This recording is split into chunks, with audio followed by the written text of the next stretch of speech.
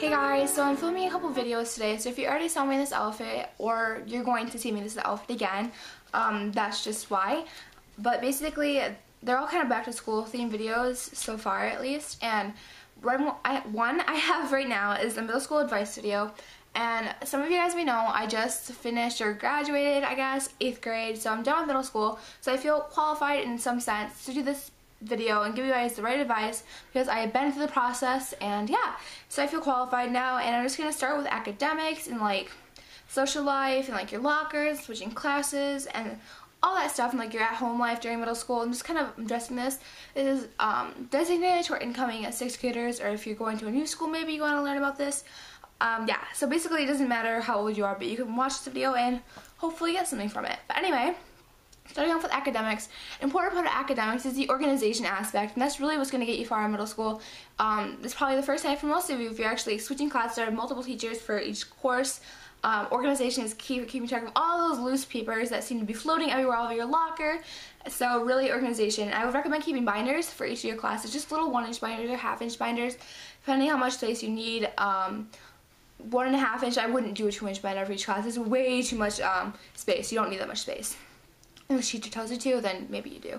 But anyway, I would recommend, you know, keeping a binder. I would stay away from like the cheapy ones that are like printed. I know they're so cute and I like them. I am darn into them too.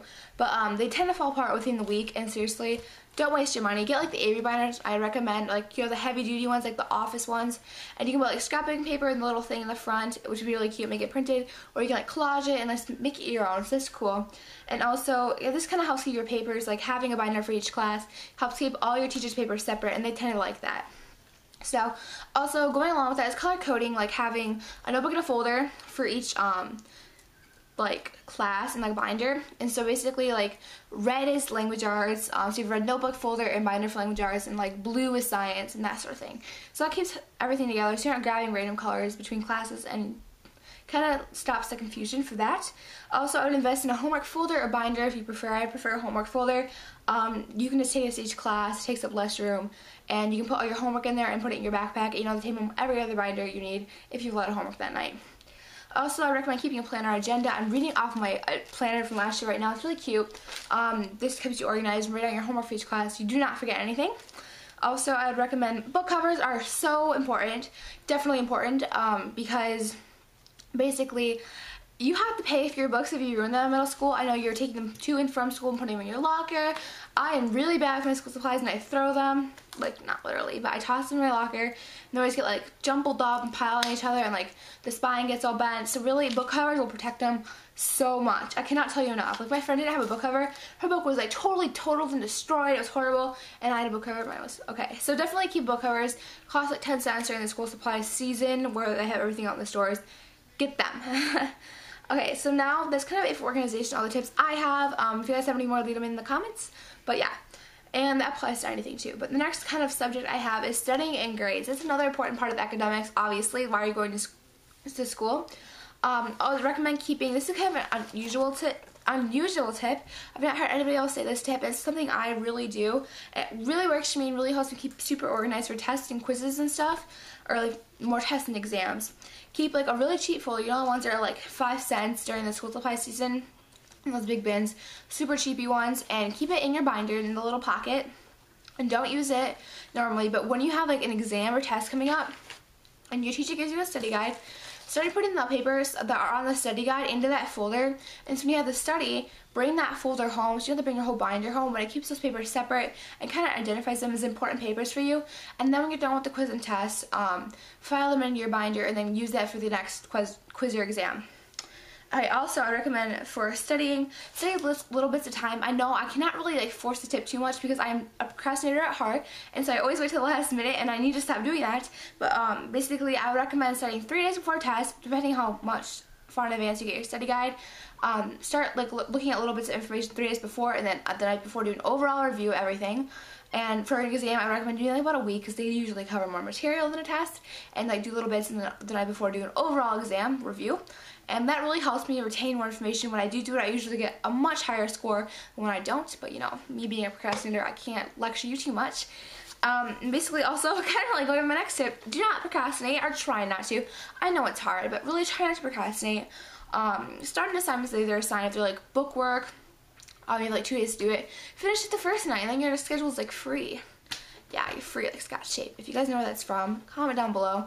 I love that video. My friends and I love it, but yeah. So, just kind of a weird quote.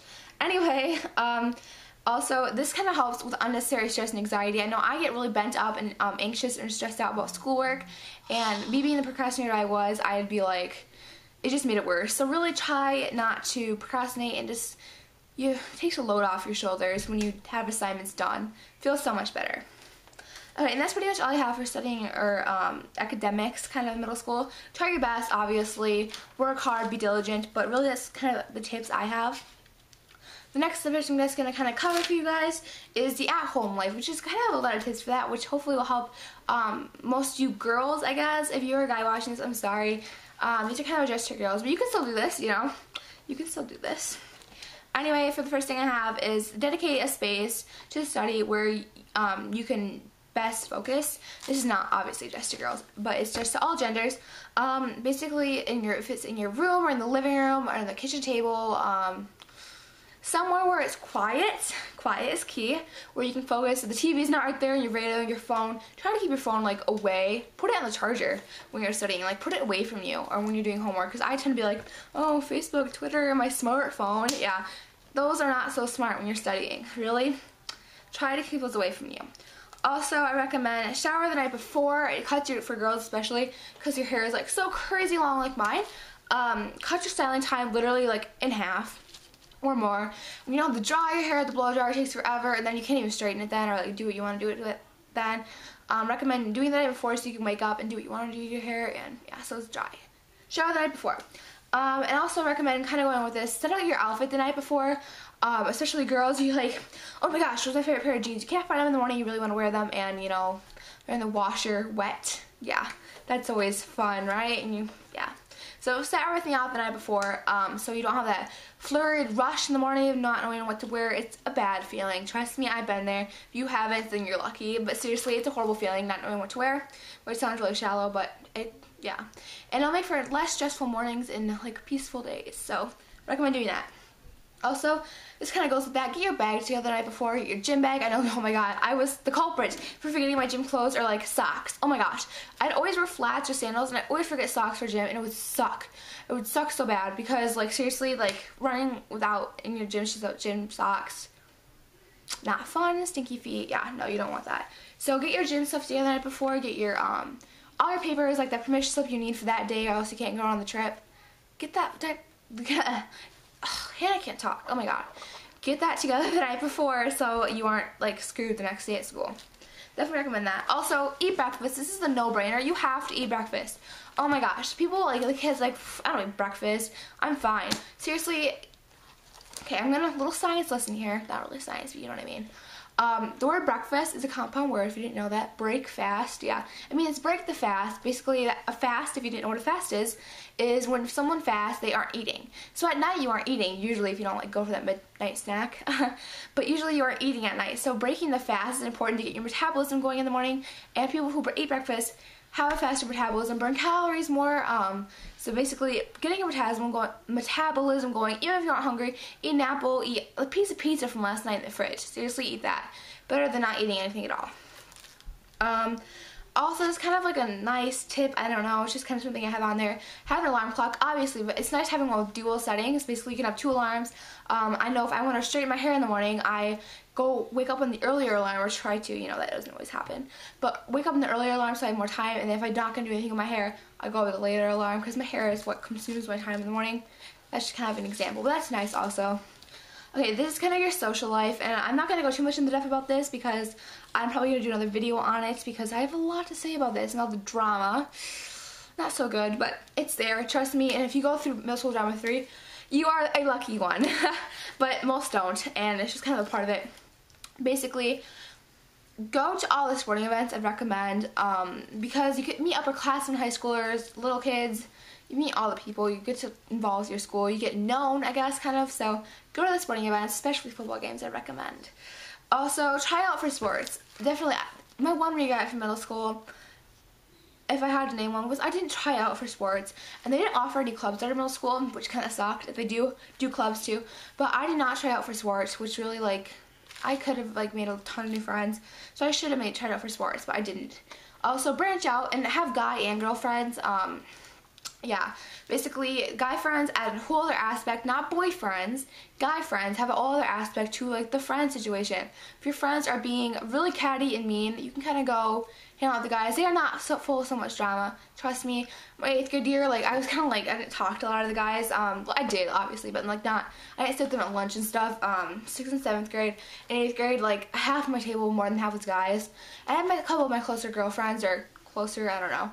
But, I, like, did not talk to the guys in my earlier years. In the 8th grade, I really started talking to the guys and, not hanging out, but, like, sitting with them at lunch. And seriously, it's, like, it's a lot more fun.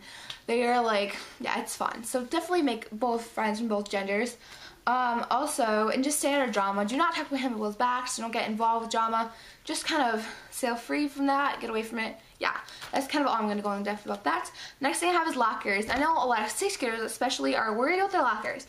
And probably this is the first time you've ever had a locker. I know the little kids at our schools have lockers, but they don't have, like, whatever. Yeah, locker with a combination lock. Okay. I would recommend a locker shelf. I try to stay away from the ones that fold just because they always collapse at the worst possible time. Like, seriously, like, I had, like, a minute to go from Spanish. Spanish was all the way across the building, and I was like, here's Spanish, and, like, here's me. Like, seriously, I had such a far way to go. Sorry, the camera just bumped.